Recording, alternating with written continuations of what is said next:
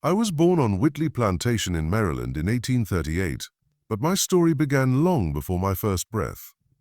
My mother was an enslaved woman named Sarah, worn down by years in the fields yet unbroken in spirit. My father was not the man who raised me, nor any man of her choosing, but the master of the estate himself, John Whitley. That truth, whispered in hushed tones among the quarters, made me both cursed and peculiar in the eyes of those around me.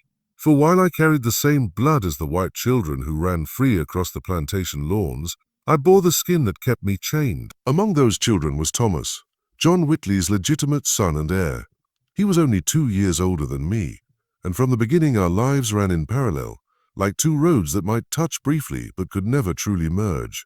We played together as boys in secret corners of the estate, rolling hoops with sticks, racing across the fields when no overseer's eyes were near.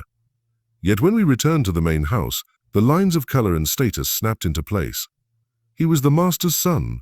I was the master's property. It was a strange kind of closeness we shared, one built on uneven ground. Thomas would sneak food to me, bring me books when I was older, even teach me letters in the stables under lamplight. For that I was grateful, though I knew it was not charity that drove him, but a boyish desire to make the world fit his own notions of fairness. He believed kindness could soften chain. What he never understood, what no master could truly understand, was that the chains themselves were the cruelty, no matter how softly they were worn. As we grew into men, our paths remained tethered but divergent. Thomas inherited education, land, and privilege. I inherited the weight of labor, expectation, and silence. Yet people whispered that we looked alike, the same jawline, the same sharpness in the eyes, though in me those features were hardened by the sun and toil. Some said when Thomas smiled, you could see me in him. Others claimed when I frowned, you could see his father in me. Blood tied us in ways both undeniable and unspeakable. The master John Whitley died when I was still young, but not before he had carved the shape of my life into iron. His death left Thomas in charge, though still too young to manage the estate on his own. For a time, overseers ruled harshly, and Thomas, barely out of boyhood, was powerless to intervene. I remember nights when he'd slip out to the quarters, bringing medicine or scraps of food to the sick, whispering promises that he'd change things when he came of age. Some of the others cursed him for false hope, but I wanted to believe. Perhaps because I saw myself reflected in him. Perhaps because I needed to cling to some shard of faith that my blood was not destined only for bondage. But blood can be a cruel trickster. It binds without offering equality. To Thomas, I was a brother in spirit, perhaps even in affection, but never in law or liberty. He spoke often of the future, of reforms, of better treatment, of eventual manumission. Yet always it was eventual. Always the promise dangled like fruit just beyond reach. He could not understand that for us, waiting was a kind of death. Every sunrise under the yoke stole another piece of our humanity. Still, there were moments when I felt almost whole in his presence. I remember one autumn evening when we were both 16, standing by the edge of the tobacco fields as the sun sank. The overseer had just finished whipping a man for falling behind in his rows. Thomas's fists clenched at his sides, his face pale with anger he dared not express. He turned to me and whispered, "One day this will end. One day I'll make it right." I wanted to believe him. I wanted to let those words soak into me like rain on parched earth. But as I looked across the rows of bent backs, as I heard the ragged breath of men and women who had worked themselves to the bone for generations, I knew no master's promise could break chains forged by centuries. Freedom was not given, freedom was taken. And yet, in those early years, I remained caught between love and loyalty, hope and truth. Thomas was not like the others, I told myself. He cared, he saw, he tried. But beneath every kind gesture lay the same unspoken reality. He was free because I was not. Our bond was as real as the blood that connected us, but it was also as fragile as a thread stretched taut across a chasm. Looking back now, with decades of distance, I can see the paradox clearly. My greatest betrayal would be of Thomas, yet also my truest act of loyalty to myself and my people. That betrayal began not with the night we fled, but with the seed planted in my heart every time Thomas spoke of freedom as something he could grant me, rather than something I had the right to seize for myself. In the end, blood made us brothers, but chains made us enemies. The Whitley plantation was vast, a sprawl of tobacco and corn that seemed to stretch farther than the eye could hold. For those who worked it, the land was both prison and grave, swallowing strength and hope with each harvest. I had spent my childhood within its borders. Every furrow of earth as familiar to me as the lines on my own hands. Yet as I grew, so too did my hunger for something beyond its fences. The whispers of escape began like faint breezes in the quarters, never spoken too loudly for fear of ears that listened where eyes could not see. We knew what happened to those who tried and failed: iron collars, mutilation, or death by rope. Still, the yearning for freedom could not be silenced, not even by fear. It passed from mouth to mouth, a dangerous hope carried in lullabies to children and muttered prayers over cooking pots. I remember one night in particular when the air was thick with the smell of roasting corn. Esther, a woman whose voice carried like church bells, leaned close as we shelled beans by candlelight. Her words came as barely more than breath. "There's talk, James, talk of a line running north. People say it carries you to where no man can claim another." I pretended not to hear at first, my hands steady on the beans, my face unreadable, but my heart thudded hard against my ribs. I had heard rumors of the Underground Railroad, a secret path of safe houses and abolitionists, but to speak of it openly was treachery against the master's law. Yet the way Esther's eyes searched mine, filled with fire and trembling hope, told me she was ready to risk everything. I did not answer her that night, but the seed was planted. Over the weeks that followed, more voices joined us. Joshua, a field hand with arms as strong as oak roots, approached me after a Sunday service. He said he'd overheard two white men at the market whispering about Quakers who sheltered runaways in their barns. "If it's true," he said, "we can follow the stars. North Star don't lie." The more I heard, the clearer it became. Escape was not just a fantasy, but a living possibility. Yet such a thing required more than courage. It required trust, and trust was rare currency among the enslaved, for betrayal was often the only coin that bought survival. I spent long nights weighing the risks. To attempt escape with a handful was peril enough. To attempt it with dozens seemed madness. And yet, madness or not, I felt the burden pressing on me. Perhaps it was because the others looked to me, because of my closeness to Thomas, because I could read and write, because my blood tied me half to the master's family, yet wholly to the slave's fate. It was Esther who finally gave voice to what we all knew. One night she pressed her hand into mine and said, "You are the one who must lead us." I wanted to protest. I was no Moses. I was a man bound like the rest, a man torn between two worlds. But I saw in her face, and in the faces of Joshua, Ruth, old Isaiah, and even the children who listened with wide, frightened eyes, that they needed someone to carry their hope. And whether I wanted it or not, that burden fell upon me, so I began to plan. Quietly, secretly, always under the cover of night. I marked the plantation boundaries in my mind, the patrol routes, the dogs' kennels, the shifts of the overseers. I learned when Thomas traveled into town, when the overseers drank themselves to stupor, when the moon would be dark enough to cloak our flight. I spoke in riddles, in parables, so that only those who needed to understand would know. Still, the weight of what I was about to do pressed heavy on me. For every face that dreamed of freedom, there was another that feared the lash, another that might betray us to save themselves. I thought often of Thomas. What would he do if he discovered my plan? He spoke often of freeing me, of freeing us all in time. But time was a luxury we did not possess. One evening, as autumn gave way to winter, I saw him watching me from the veranda. His expression was troubled, as if he could sense the storm gathering just beyond his sight. When I met his gaze, something unspoken passed between us. He turned away, but I wondered, did he already know? The whispers grew louder. Esther's children began humming songs whose lyrics spoke of crossing rivers and finding new land. Joshua sharpened tools and hid them under loose floorboards. Even the elders who once counseled patience began to ask when the night would come. And in my heart, the answer was forming. It would come soon. Too many eyes were watching, too many hearts yearning. If we delayed, the chance would slip away. If we moved, we might lose everything. Freedom lay ahead, fragile as smoke, dangerous as fire.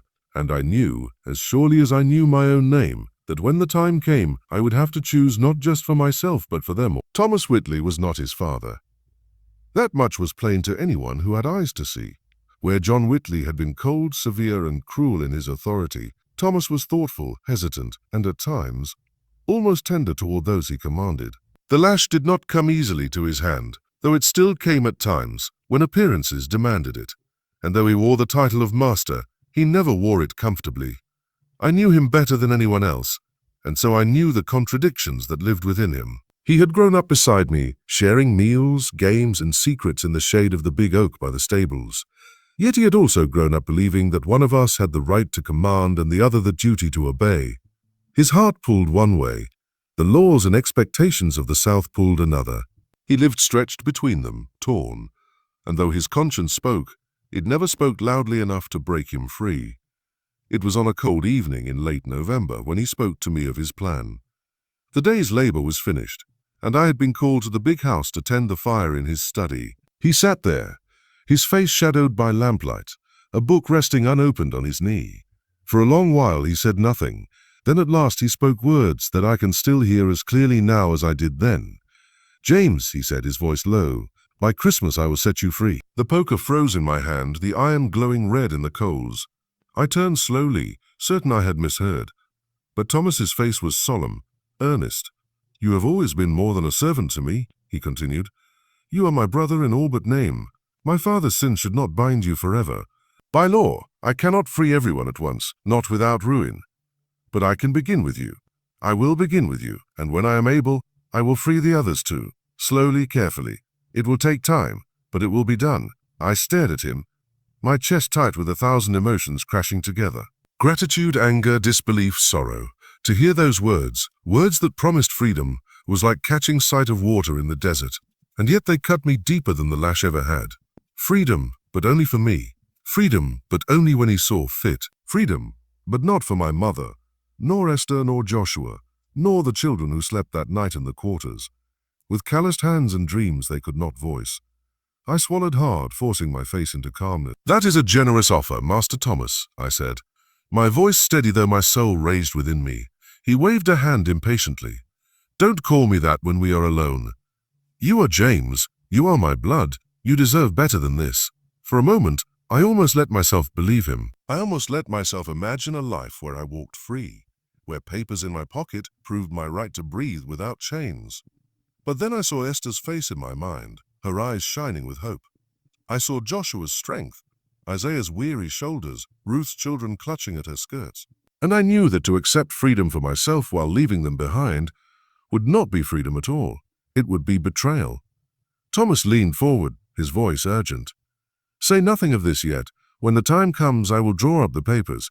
You will walk away a free man. I swear it." I bowed my head, murmured thanks, and left him sitting by the fire, his conscience eased by his own intentions. But as I walked back through the cold night air toward the quarters, my jaw clenched tight. I understood now more clearly than ever that Thomas's freedom was not mine. His conscience was a cage of its own making. He wanted to do right, but only on his terms, only at his pace. He did not understand that for us time was already gone. Every day we waited was another day stolen, another child born into chains. That night, as the others gathered around the dim glow of the hearth, I kept Thomas's promise to myself. I spoke nothing of it, not even to Esther, though her eyes searched my face as though she could sense the weight I carried. Instead, I listened to the whispers of escape that swirled like embers in the dark. Thomas had offered me a key to my own cage, but I was already dreaming of tearing down the whole prison. And deep inside, beneath the layers of blood and brotherhood, I felt a hard truth settle like stone. When the moment came, I would have to choose between loyalty to Thomas and loyalty to my people. One path led to personal salvation, the other to collective deliverance, and I already knew which path my feet would find. The cold of December had a way of biting deeper than hunger or fatigue.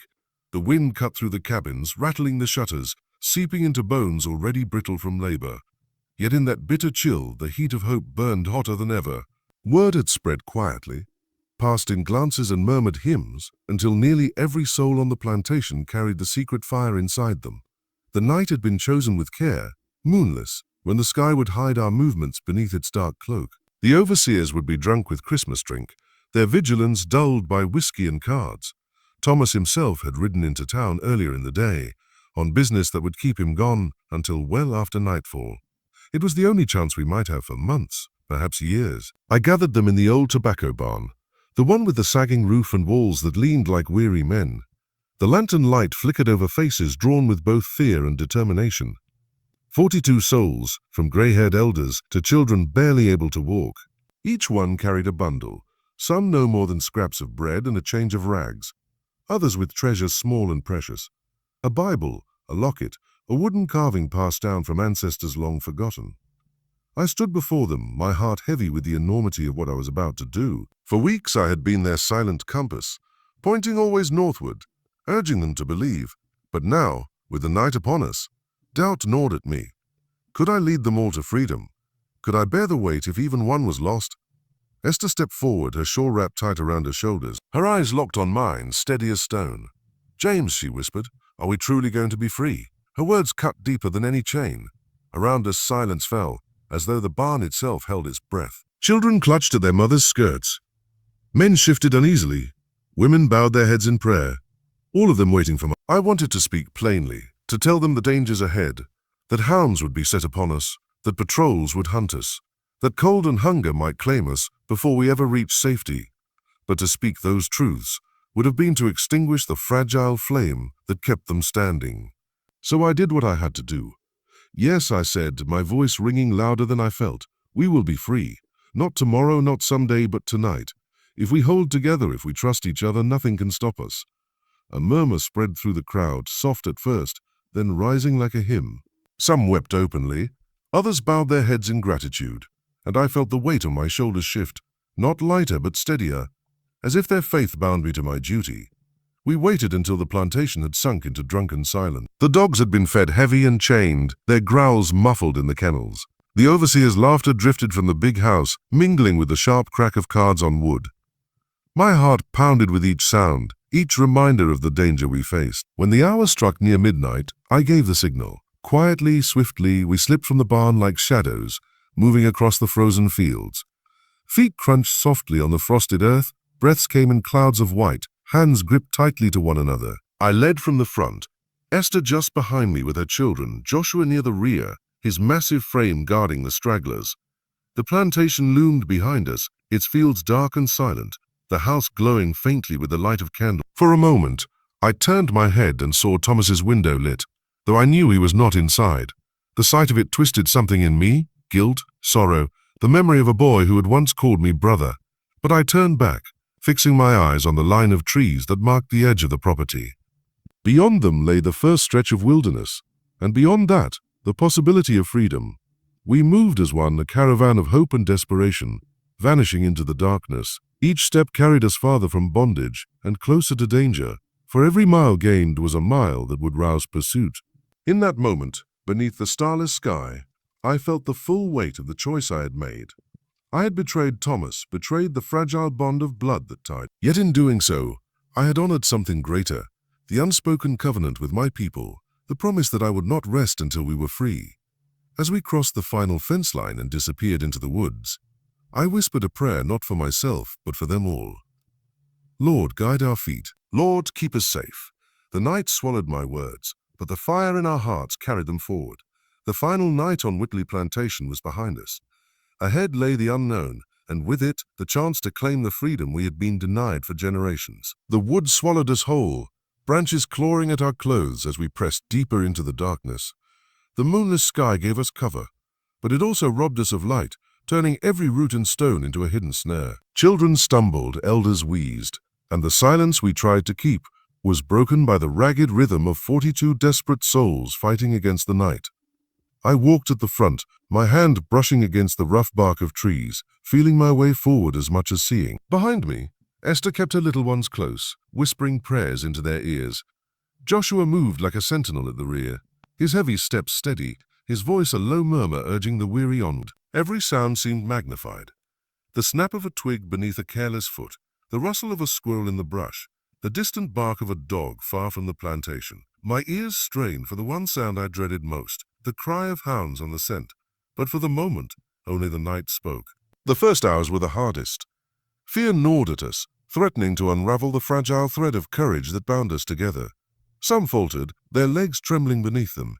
A boy no older than 10 began to sob, his voice too loud, too dangerous. His mother clamped her hand over his mouth, her own tears spilling silently down her cheeks. I wanted to stop to comfort them, but every moment we lingered was another moment closer to discovery. We reached a clearing where the trees thinned, revealing the wide stretch of a frozen meadow. Crossing it meant exposure, yet going around meant hours lost. I crouched low, signaling the others to wait, and scanned the horizon. No lanterns, no riders, only the vast emptiness of the winter night. Quickly now, I whispered, stay low, stay close. One by one, we crept into the open, our dark shapes barely discernible against the frost. My heart hammered in my chest with every step. I imagined torches flaring on the ridge, the thunder of hooves, the crack of muskets, but the meadow held its silence. And at last we reached the cover of trees on the far side. Relief washed over me, though I dared not show it. We pressed on, guided by the faint shimmer of the North Star when the clouds broke. I had studied its path in stolen moments, tracing it against the heavens until it became my compass. Tonight it was our beacon, steady and sure, even when the world below trembled. Hours passed. The children grew heavy in their mother's arms. The old grew weak, their steps faltering. More than once we had to stop, crouching in the brush to let someone catch their breath, to soothe a crying child, to gather strength. Each pause felt like a risk too great, but leaving anyone behind was unthinkable. We had begun this together, we would end it together, or not at all. It was near dawn when the forest gave way to the sound of running water. A creek, narrow but swift, cutting through the earth like a silver blade. We drank greedily from it, cupping the icy water in our hands, washing the sweat and fear from our faces. For a brief moment it felt almost like freedom, but the creek also marked danger. Water carried sound, and along its banks patrols often rode. I crouched low, listening. The woods were still, the only noise the rush of the stream. Yet unease prickled my skin. I knew we could not linger. Follow the water north, I told them. It will lead us closer to the safe house. Esther looked at me, her face pale in the dim light. Safe house, she whispered. I hesitated, then nodded. There are people who will help us, friends who believe no man should own another. We are not alone. Her eyes shone with a mixture of hope and fear. She took my hand briefly, squeezing it. Then may God guide us to them. We moved on, our bodies weary but our spirits burning. Each step carried us farther from the plantation, farther from Thomas's world, farther from the chains that had bound us since birth. Yet with every mile I knew the danger only grew. For behind us, back on Whitley land, the silence would not last. Sooner or later, the overseers would notice the empty cabins. The dogs would be unleashed. And Thomas would learn of my betrayal. As the first faint light of dawn crept across the horizon, I allowed myself one last glance backward, through the trees and shadows. In my mind's eye, I saw the glow of the plantation house, the window where Thomas once sat reading by lamplight.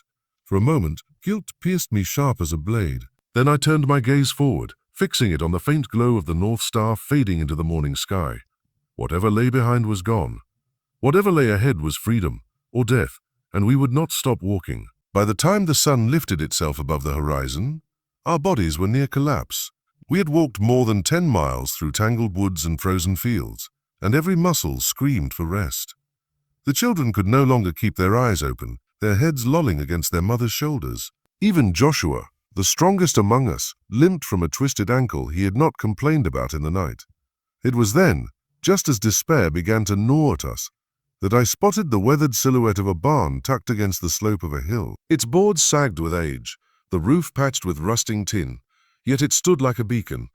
I motioned for silence, then crept forward alone, heart pounding with suspicion. Every hiding place held danger. A wrong step could deliver us straight into the hands of those we fled. The door creaked as I eased it open. Inside, the smell of hay and damp earth clung to the air. Dust motes floated lazily in the shafts of light piercing through broken slats.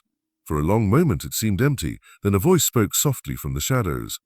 You made it, I froze, fists tightening. A man stepped forward, his hair long and grey, his face lined from years of labor. He wore coarse clothes, patched and mended, and in his hand he held not a weapon but a lantern. Name's Heinrich, he said in a low German accent. You're safe here for a time. Relief swept over me so suddenly my knees nearly gave way. Heinrich was the one the Whispering Network had promised. A farmer who had himself fled bondage of a different kind, serfdom in Europe. I beckoned the other. One by one they filed into the barn, sinking onto the straw-strewn floor with sighs of exhaustion. For that day the barn became a sanctuary. Children slept in corners, their soft snores mingling with the rustle of hay. Mothers cradled infants close, finally loosening their grip after a night of unrelenting vigilance.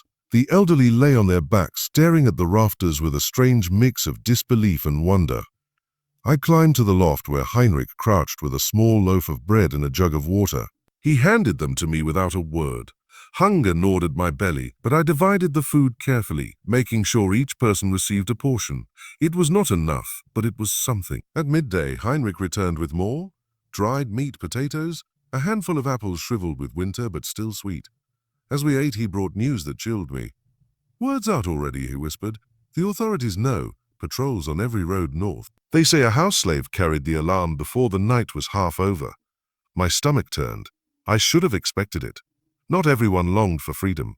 Some clung to the familiarity of servitude, believing loyalty might shield them from cruelty. Some, especially in the house, believed the master's favor was a treasure too dear to risk. "Do they know who led us?" I asked. Heinrich's face darkened. "They do. They've named you the ringleader. $500 for your capture." The number hung in the air like a noose. $500. More money than most farmers saw in years. Even friends might turn foe for such a prize. I clenched my jaw, not for my own sake, but for the 41 who depended on me. "What of Thomas?" I asked at last, though dread already gnawed at the answer. "He's leading one of the search parties," Heinrich said softly. "They say he rides at the front himself." It felt as if the ground shifted beneath me. Thomas, my half-brother, who once spoke of brotherhood and change, who had promised manumission papers by Christmas, now hunted me like an animal. I moved into the corner of the barn and lowered my head into my hands.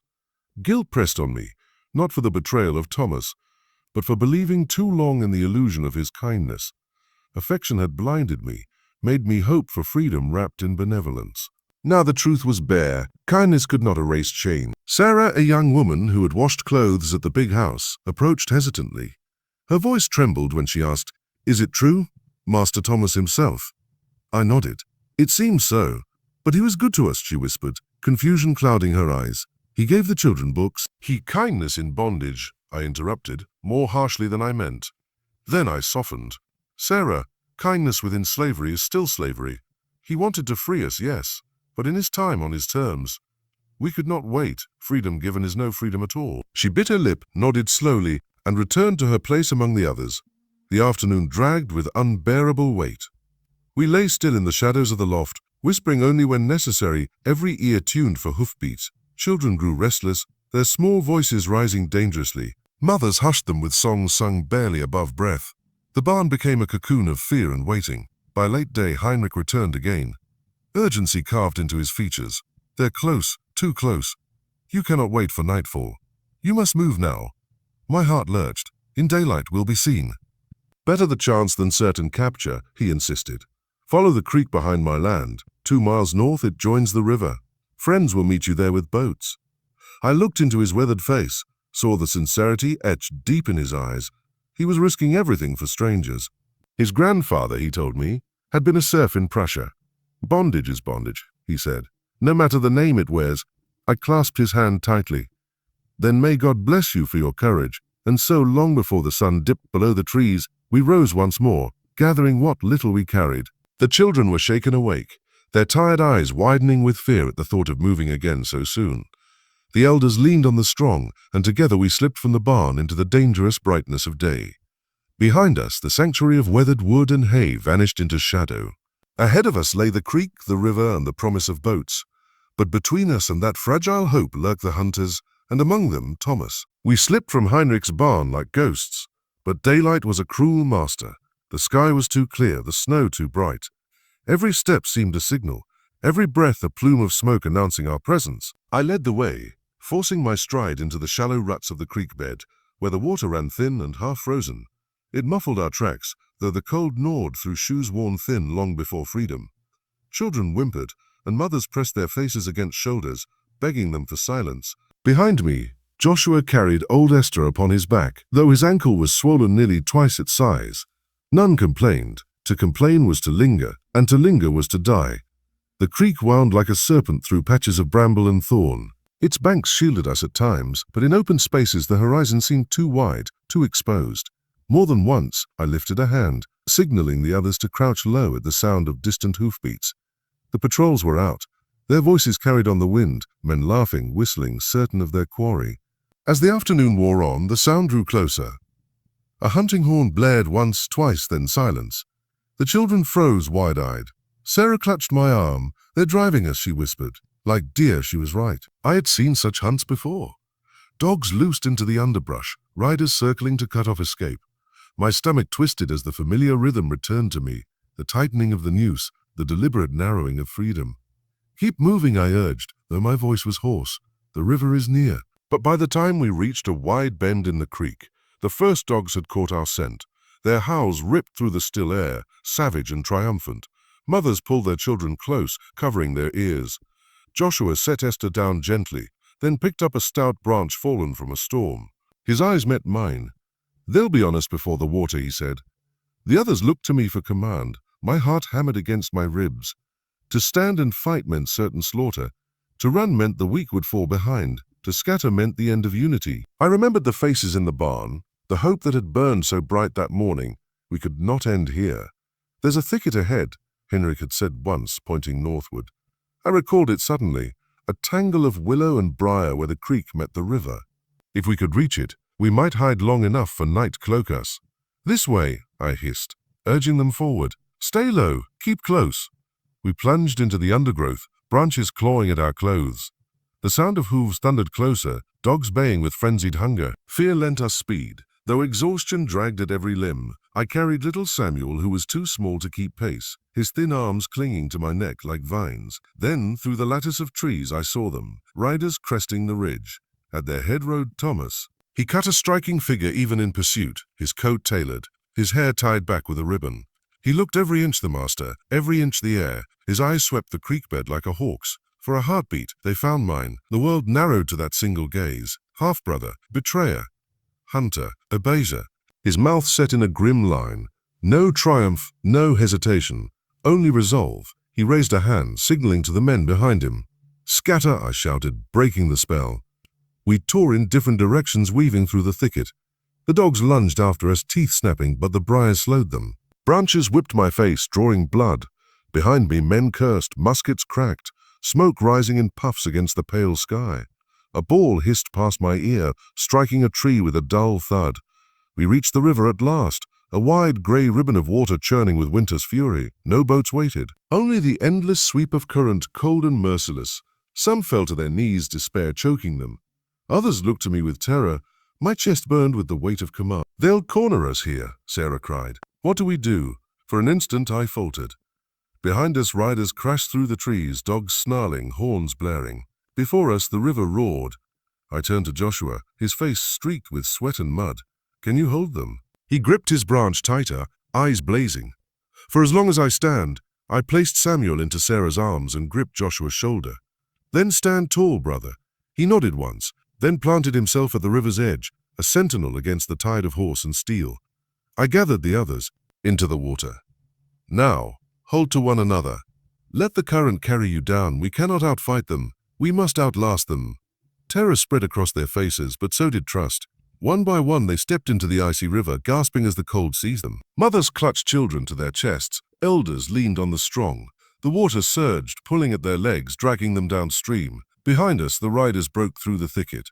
Muskets leveled, dogs straining at their leashes, and there at their front sat Thomas. His eyes locked on me once more. This time there was no mistaking it, anger sharp as steel. I waded backward into the river, the current clawing at my knees, then my waist. Around me, the others floated like leaves, carried by the relentless pull. I raised a hand, not in surrender, but in defiance. Thomas lifted his musket. The river swallowed us whole. The river seized us with a fury I had not imagined. Its icy grip tore the breath from my lungs. Its current yanked me beneath the surface, as though eager to claim me for its own. For a heartbeat, the world was only darkness, a roar of water filling my ears. Then I burst upward, gasping, clutching for anything solid. Around me, bodies flailed in the torrent. Mothers clutching children. Men straining to keep heads above water. The old carried by the tide. Their cries mingled with the river's roar, a symphony of desperation. I reached for Sarah, who clung to Samuel, her knuckles white with fear. My hand found hers, and together we fought to keep afloat. Behind us, shouts erupted from the bank. Riders reined their horses in sharply, unwilling to plunge into the freezing current. Muskets cracked, their shots striking the water with angry splashes. But the river was our shield now, wild and merciless. Dogs barked at the edge, their fury useless against the churning waves. Through the spray I saw him again, Thomas. He sat his horse tall, face carved from stone, watching as the river carried us beyond his reach. The musket in his hand wavered once, then lowered. For all his resolve, he would not risk his mount in the current. Our eyes met across the distance, a silent war between blood and betrayal. Then the river bent, and trees swallowed him from view. The current dragged us relentlessly downstream. My limbs numbed, my chest burned, but still I kicked, still I held to Sarah and Samuel. Others formed chains, hands linked to keep from being separated. Some cried out for God, others for lost children or spouses swept too far. Each voice pierced me like a blade. At last the river flung us against a low bank where willows bent over the water. I clawed for the roots, hauling myself and the others onto the mud. One by one more emerged, Joshua staggering ashore, Esther coughing up water, Sarah collapsing with Samuel still in her arms. Not all came. The river had taken its price. We lay there, sprawled and gasping, shivering as the cold bit into our bones. The sun dipped lower, shadows lengthening. For a long while, no one spoke. Breath was too precious, grief too raw. Finally, Joshua knelt beside me, his face pale with exhaustion. "We can't linger," he rasped. "They'll circle downstream. They'll find where we came ashore." He was right. Hunters knew rivers well. They would sweep the banks, searching for footprints in the mud. We had bought only hours, not safety. I forced myself upright, though every joint ached. "North," I said hoarsely. "Always north. If we keep to the river, it will guide us." The others stirred, gathering what little remained. Wet clothes clung to skin, making each step heavy, but we moved, stumbling along the bank, deeper into the shelter of trees. That night, as the stars pierced the sky, we built no fire. Our clothes froze stiff against our bodies, yet no one dared risk the light. We huddled together for warmth, the children pressed between us like embers we shielded from the wind. Sleep did not come. I stared into the dark, haunted by the faces of those the river had swallowed. Old Ruth, whose voice had once led us in songs of faith, little Isaiah, no more than 6, swept away from his mother's arms before I could reach them. Their absence gnawed at me, sharper than hunger, sharper than fear. Freedom's road was paved with their sacrifice, and it cut my soul to tread it. Near midnight, I heard quiet sobs. Sarah sat a few feet away, Samuel sleeping against her chest, her shoulders shook with grief. I moved to her side, laying a hand gently on her arm. "I keep seeing them," she whispered. "The water closing over. Their faces. I see them too," I admitted. My voice cracked, "and I will see them all my days. But if we stop now, if we falter, their deaths are for nothing.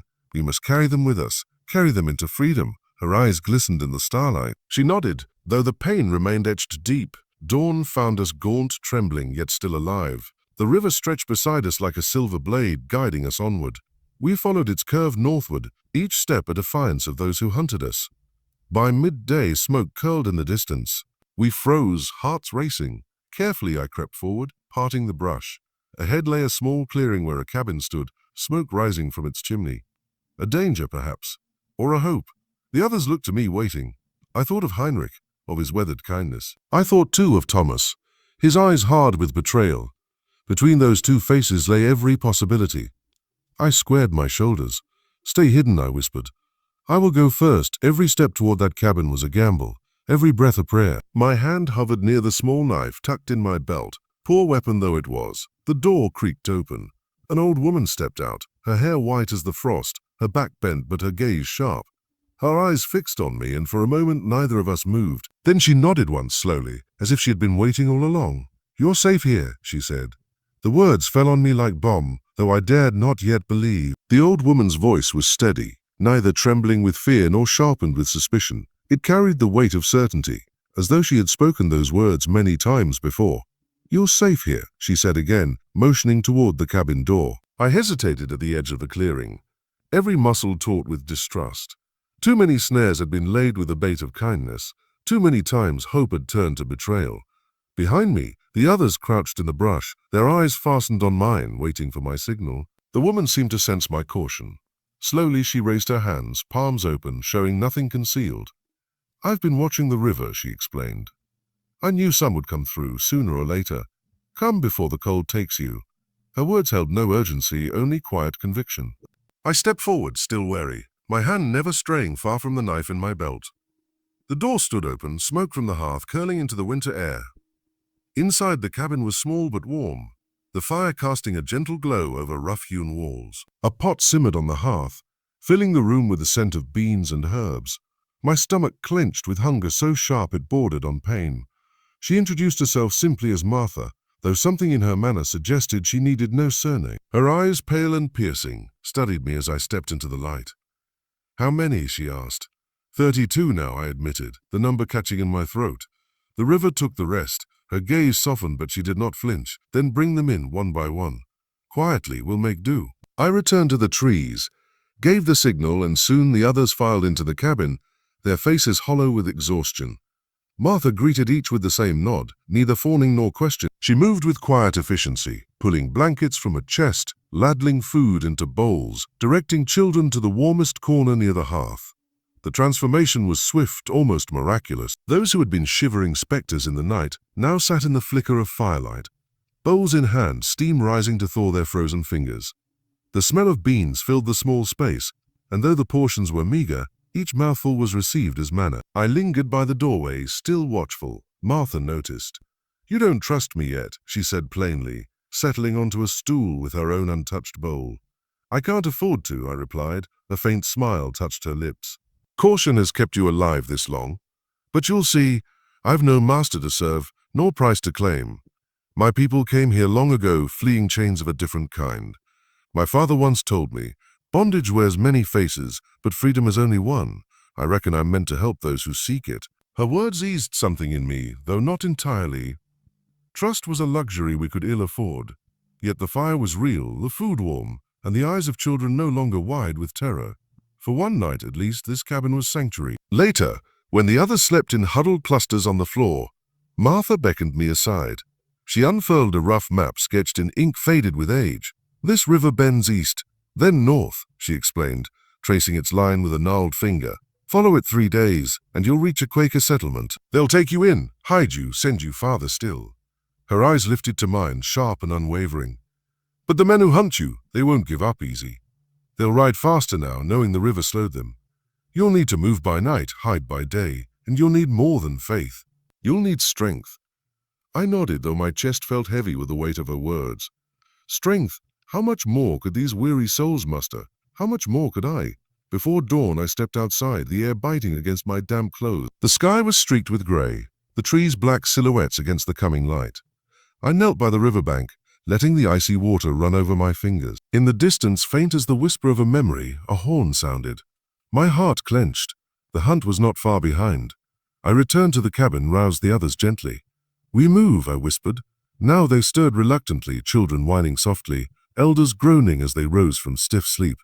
Martha pressed bundles of food into our hands, bread, dried apples, strips of salted pork.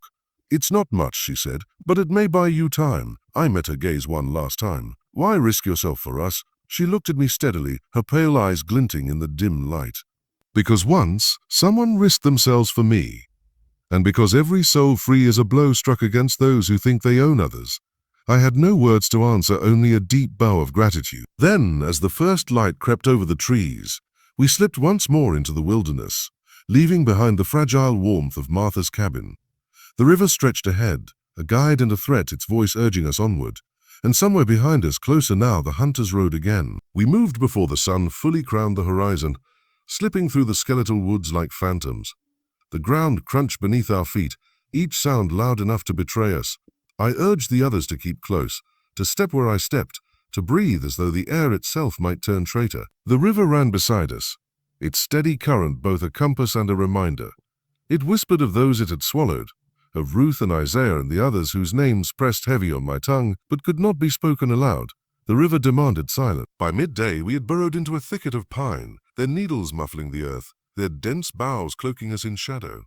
There we rested, bellies gnawing with hunger, bones aching with cold. The food Martha had given us was rationed carefully, each strip of pork and crust of bread divided into slivers. Even so, the children devoured theirs quickly, eyes wide with desperation.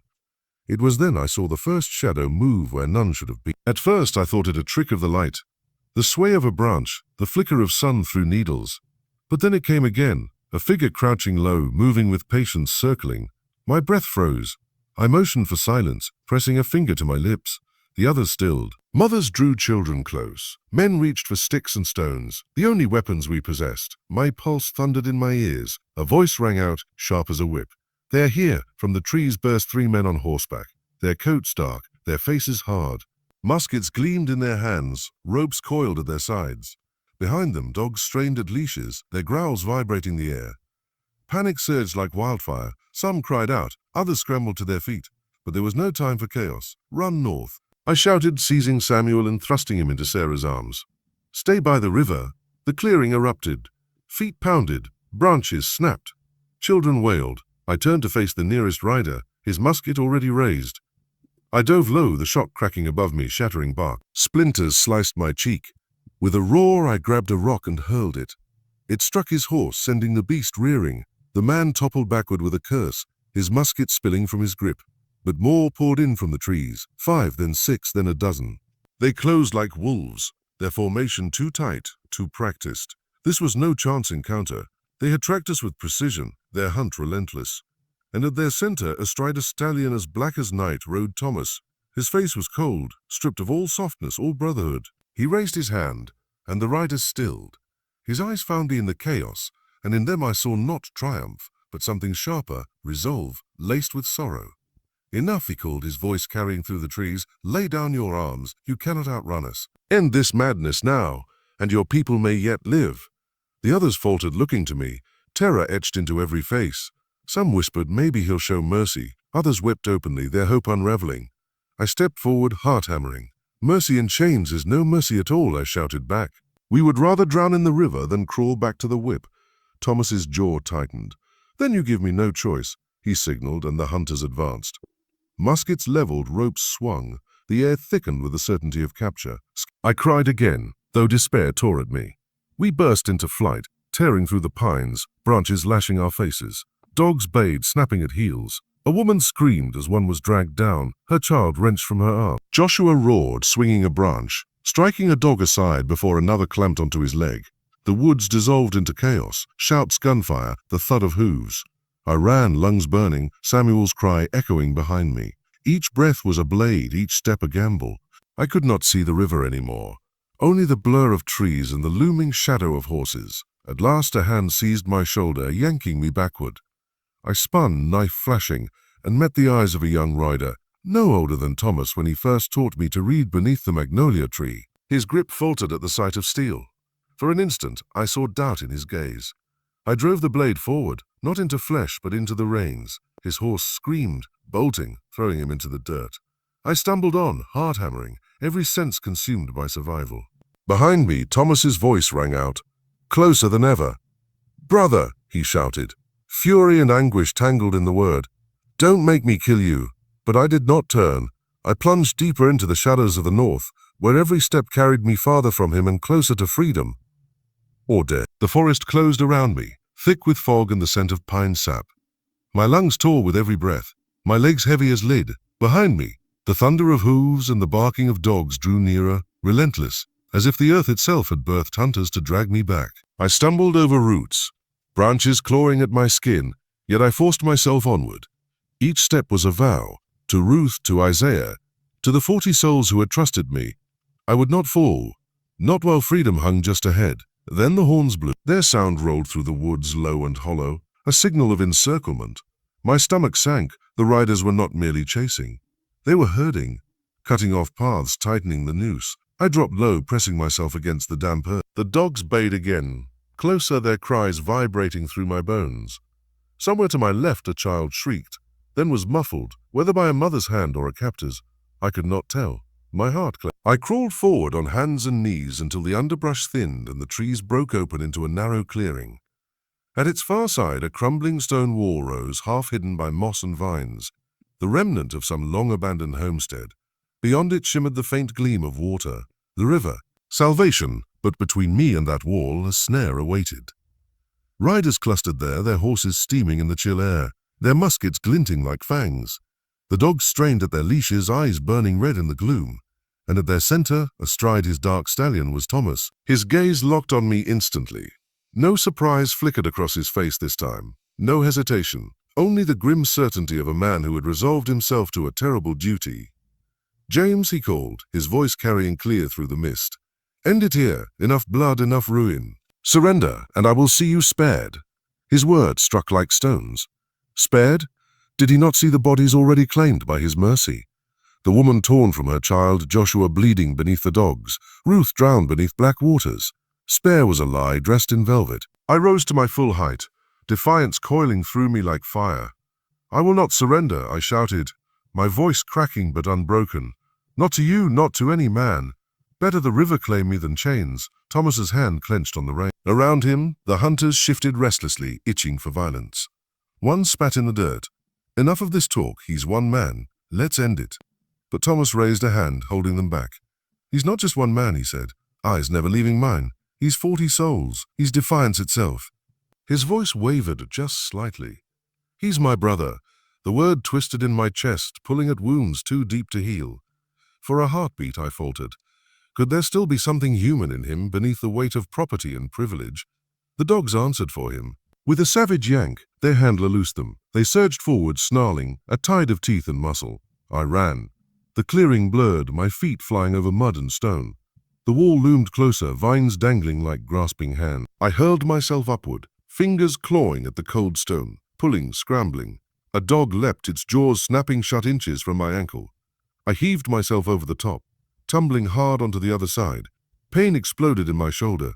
A musket had fired, the shot grazing flesh. My vision swam, but I staggered to my feet.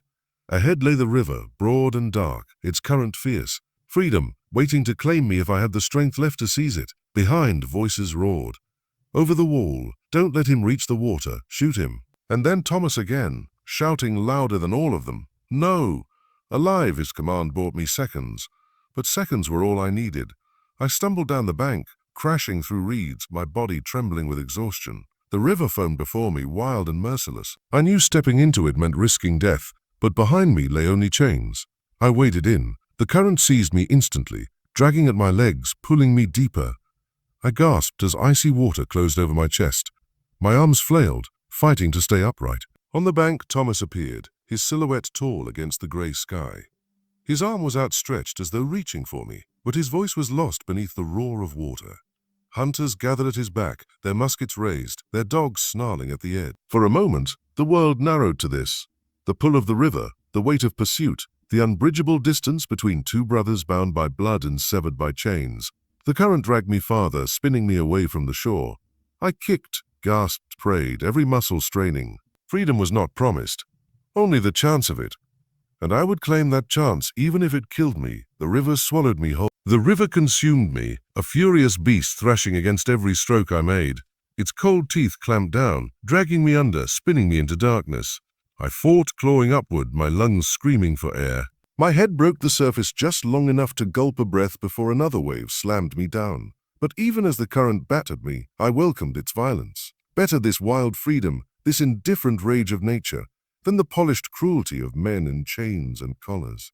The river would kill me, perhaps, but it would not own me. I let the water carry me, twisting and tumbling, surrendering to its strength. Branches whipped past, debris swirling, and the echo of shouts followed from the bank. I caught flashes through the spray, riders galloping along the shore, dogs lunging at the edge, muskets raised but hesitating. The water was their barrier, their cage as much as mine. Then I saw him, Thomas, on his stallion, racing the riverbank. His face pale, drawn tight, eyes fixed not on the current but on me. His lips moved, shaping words lost to the roar. His hand outstretched as though sheer will could drag me from the water. The sight seared into me. Even now, even after blood and betrayal, he wanted to claim me. Not as a brother, not as a man, but as something unfinished, unresolved. The river dragged me onward. My body grew numb, arms heavy as stone. I kicked weakly, my vision clouding. And then, faint and far, I heard it. A horn blowing, not the hunter's deep, triumphant call, but a low, mournful wail. It came from downriver. I turned, forcing my eyes open. Through the mist rose a shadow, long, narrow, gliding against the current. A skiff manned by dark figures, their oars cutting water in perfect rhythm. Voices carried across the wind, urgent but steady, singing in tones that blended with the river's roar. Hope surged in me, refuge, allies, perhaps those who had waited for us. Free men, abolitionists, or even escaped souls like me, risking everything to pull another from the jaws of capture. I thrashed, summoning the last of my strength, angling toward them. My chest burned, every muscle fraying. The boat drew nearer, the figures leaning, reaching, calling. Behind me, a crack split the air, musket fire. The water spat as a shot landed inches away. Another followed, then another, each louder than the last. "Hold your fire," Thomas's voice, ragged and furious, echoed down the bank. But the hunters ignored him. Bullets whined overhead, striking the river like hail. The boat closed in, a hand reached over the side, brown-skinned and scarred, veins standing out with effort. "Take hold," a voice shouted. I lunged, fingers grazing wood, then slipping as another wave struck. I went under, the world vanishing into black water. My chest convulsed, instinct clawing for breath, though only liquid filled me. No, not yet. Not like this. I surged upward, bursting from the river in one desperate motion, my arm flung wide. This time my hand caught the boat's edge. A grip seized mine, rough and unyielding, and I was hauled upward, my body scraping against wet planks until I collapsed inside. The world spun, shapes leaned over me, faces blurred, voices muffled by the pounding in my ears. The oars bit water again, pulling us swiftly downstream, away from the gunfire. Then the trees swallowed him and he was gone. I lay on the boat's floorboards, coughing river water, each breath stabbing like knives. One of the men pressed a cloth to my bleeding shoulder, murmuring words I could not catch. Another shaded his eyes, watching the bank fade. "You're safe now, brother," one said at last. His voice deep and steady. Safe. The word settled over me like a blanket, though I knew it was a lie. Safety was a mirage, fleeting, fragile. But for now I had slipped the snare. For now I had survived, and survival was enough. The current carried us onward, toward lands unknown, toward a horizon I had only glimpsed in dreams. Whether freedom lay there or more struggle, I could not yet know. But I had gambled everything, and the river had not claimed me. I had won, if only for this night. The boat rocked gently beneath me as the oars cut their rhythm, steady and strong. The men around me rowed with the silence of those who knew how to move unseen, their muscles straining in the moonlight. The current pulled us south, the banks blurring past in a rush of shadow and mist. I lay on the floorboards, every nerve raw, every muscle trembling. My lungs still burned from the river. My shoulder throbbed where the musket ball had grazed me, and yet the pain was nothing compared to the fire inside my chest. The fire of knowing I had not been broken, not yet. One of the men leaned close, his face dark and lined, eyes sharp as flint. "You breathe, brother. That's enough for now. Where are we headed?" My voice cracked, raw from water and shouting. He nodded downstream. "Safe place, friends waiting. But first, we put distance between us and those hounds." The word hounds chilled me.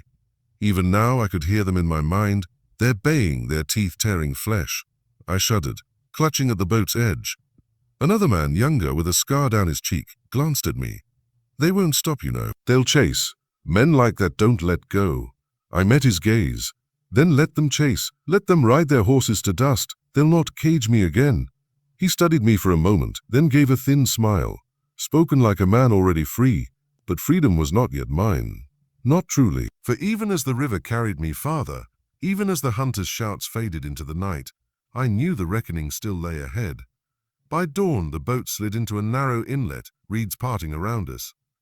Hidden among the cattails stood a cabin, rough-hewn, smoke curling faintly from its chimney. A woman emerged as we drew close, her skin as dark as mine, her hair tied back in a kerchief. She moved quickly, efficiently, her eyes scanning the tree line before settling on me. "You brought him," she said, her voice low but firm. "Get him inside." They lifted me from the boat, my legs nearly buckling, and carried me into the cabin. The air inside was warm, thick with the scent of herbs. The woman pressed me onto a pallet by the fire, her hands already busy with bandages. "You lost blood," she muttered, dabbing my shoulder with a poultice that burned like fire. "But you'll live." I gritted my teeth against the sting. "Who are you?" "Name's Miriam," she replied. "I keep this place for those who pass through. You're safe here, for a time." Safe, that word again. I wanted to believe it, but my mind would not rest. Every creak of the cabin boards, every rustle of leaves outside sent my heart racing. Because I knew Thomas, he would not let the river take me. He would not let strangers hide me. He would hunt me until either his strength or mine was spent. And sure enough, before the sun climbed high, the sound came. Distant at first, then nearer, hooves. Miriam froze, her hand on my chest to keep me still. The men from the boat peered through cracks in the shutters, their knuckles white around the hilts of their knives. "They've found the trail," one whispered. I pushed myself upright despite the pain. Then we faced them. Miriam's eyes flashed. "You're half dead. You'll do no facing." But the truth was I could not lie here while Thomas closed in. Too much had been taken already. Too many graves lay behind me. This was no longer just flight. It was reckoning. The hoofbeats drew nearer, then slowed, stopping just beyond the reeds. Voices drifted through the cabin walls. I recognized one instantly, clear, commanding, heavy with fury. "Thomas, search the banks, he's near. I can feel it." My jaw tightened. The men in the cabin exchanged looks, their fear plain. Miriam stood straighter, her hands curling into fists. I pushed aside the blanket, rising unsteadily to my feet. He came for me, then let him find me. No one moved to stop me, not even Miriam. They saw in my eyes what I already knew. There would be no running from this, not anymore. I stepped to the door, my body weak but my spirit burning hotter than ever. On the other side of that wood stood Thomas, the man who called himself my brother yet hunted me like prey. It was time to settle the debt between us. The cabin door groaned as I pushed it open, the morning light spilling in like a blade. The air outside was heavy with damp earth and smoke, the reeds whispering as the breeze passed through. And there, not 50 yards away, sat Thomas on his black stallion, his men spread out behind him in a line of muskets and snarling hounds. The sight should have frozen me. Instead, I felt a strange calm, as though all the fear and fright of the past days had burned away, leaving only steel. Thomas saw me and stiffened. For a long moment, neither of us spoke. Only the horses snorted, the dogs strained, and the hunters shifted, waiting for his command. Finally, his voice cut through the stillness. "James, you could have ended this at the river. You could have let it take you. Why force us here?" I stepped forward, barefoot in the mud, the bandage at my shoulder already soaked with blood. "Because I will not die your slave. I will not die a thing." A murmur rippled through the men behind him, some sneering, others uneasy. But Thomas kept his gaze fixed on me, his jaw tight. "You think this fight makes you free?" he asked, his tone sharp but laced with something else, something I almost mistook for grief. "You're bound, James, bound by blood, by land, by law. You can't outrun what you are." "What I am," I said, my voice rising as a man, "and you can't unmake that, no matter how many chains you forge." His face flickered, anger, sorrow, then resolve. He raised his hand. "Take him." The hunters surged forward, dogs leaping, muskets aimed. But before they could close the distance, the cabin behind me erupted. Miriam and the men who had pulled me from the river burst out, armed with axes, knives, and muskets of their own. Their cry cut through the air like thunder. The clearing exploded into chaos. Dogs lunged, teeth snapping. Men shouted, steel clashed. Smoke filled the air as muskets fired, the sharp crack echoing across the riverbank. I snatched up a fallen branch, jagged and heavy, swinging it with all the fury left in me. One hunter fell, another staggered back, and still I pressed on. Through it all, Thomas stayed mounted, his eyes never leaving me. He was not afraid of the others. He was waiting for me. I shoved past the clash, blood and sweat blinding me, until I stood before his stallion. The animal reared, but Thomas held it steady, his musket drawn, aimed at my chest. For a heartbeat, the world narrowed to just us. "Don't," he said, his voice low, almost pleading. "Don't make me do this." I stared up at him, chest heaving, every fiber of me trembling. "You already did." Then I lunged. The musket roared, fire and smoke bursting between us. Pain tore through my side, but momentum carried me forward. I seized the barrel, wrenching it aside, dragging Thomas down from the saddle. We crashed into the mud, grappling, fists striking, blood mixing with dirt. He was strong, trained, fueled by desperation. But I was driven by something deeper, something no master could breed out of a man, the hunger for freedom, the refusal to bow. We rolled, his hand at my throat, mine clawing for his grip. His face loomed inches from mine, twisted with rage and sorrow. "Brother," he rasped, "why couldn't you just yield?" I bared my teeth, forcing his hand away, my strength rising from every memory of chains. Every cry I had heard in the quarters, every grave dug too early. With a cry torn from the deepest pit of my soul, I drove it into his shoulder. He roared, thrashing, but I struck again and again until his strength faltered.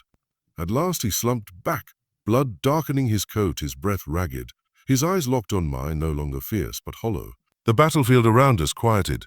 Hunters scattered, some fleeing, others cut down. Miriam's people stood tall, weapons red, their breaths heavy but steady. I knelt there, chest heaving, the stones slick in my hand. Thomas's lips moved, barely a whisper. James had leaned closer, straining to hear. "Forgive me," the words struck harder than any blow. My hand trembled, the stone slipping from my grasp. I stared at him, at the man who had been my brother in blood, my enemy in chains. Forgiveness. Could such a thing exist here in the mud, with graves still open behind us? I rose slowly, stepping back, leaving him bleeding in the earth. I had no forgiveness to give, only truth. You made your choice, I said, voice flat, final. Then I turned, the battle smoke curling around me, the cries of the free rising behind. The battlefield was silent now, save for the caw of distant crows. Smoke drifted in thin ribbons above the reeds, carrying with it the sharp tang of powder and blood. The hunters were gone. Those who lived had fled, those who didn't lay cold in the mud. I stood there, my body battered, my shirt clinging wet with sweat and blood. Every breath ached, but still I breathed, still I lived. Behind me, Miriam's people moved among the fallen, pulling their wounded to safety, binding cuts, whispering prayer. Their faces were worn but unbroken, lit by the fierce glow of survivors who had stood against the tide and endured. And before me in the mud lay Thomas. His stallion had bolted, leaving him sprawled on his back, his coat dark with blood where the stone had struck. His chest rose and fell in shallow waves, each breath rattling like dry leaves. His eyes were half open, staring not at me now but at the sky above. The same sky we had both looked upon as children, lying in the fields, before chains had drawn their line between us. I knelt beside him, my shadow falling across his face. His gaze shifted, finding me the faintest spark of recognition lighting in his fading eyes. "James," he whispered, the word trembling as though it cost him the last of his strength. I waited, my heart a storm. "You were always stronger," he said. His lips curved into something like a smile, faint and broken. Not with fists, here. His bloodied hand lifted weakly, brushing against his chest, then fell back into the mud. For a moment I almost reached for him, almost. But then I remembered Ruth's cry, Joshua's blood, the countless names swallowed by the fields and the river, and my hand curled into a fist instead. His breath rattled once more, then ceased. His eyes stared upward, glassy, fixed forever on a sky that would not weep for him. I rose, leaving him to the earth. The river would remember him as it remembered us all, but I would not. That night we burned the hunters' wagons, casting their broken wheels into the current. The flames licked high, painting the sky red as we gathered by the river's edge. Miriam spoke words of mourning for the lost, of strength for the living. When she finished, silence fell, broken only by the water's steady rush. I stepped forward, staring into its dark surface, and saw my reflection staring back, wounded, scarred, but unbroken. The river had nearly taken me, yet it had given me back to the world, changed. No longer a runaway, no longer a chained thing. A man, a fighter, a survivor. And though freedom was still a horizon away, I had crossed a threshold no master could undo. I remembered Ruth's laughter, Isaiah's small hands, Joshua's courage, the faces of all who had run with me and all who had fallen. Their voices would travel with me, guiding me through every step ahead. I whispered their names into the wind, letting the river carry them. When dawn came, we left the cabin behind. Miriam led us through hidden trails, away from the blood-soaked clearing towards safer ground. Some walked limping, some carried wounds, but none looked back. As the sun rose, its light struck the river, turning the water to fire. I paused, staring at its endless flow, and knew it would outlast us all. Our battles, our grief, our fleeting lives. But it would remember. For rivers do not forget the bodies they carry, the chains they swallow, the blood they stain. They keep the stories in their depths, murmuring them to the reeds, singing them to the stones. And so long after my bones are dust, long after Thomas's name is forgotten by those who profited from his kind, the river will whisper of this night, of a man who would not kneel, of the reckoning between brothers, of a freedom too wild to be broken. The river remembers, and so will I.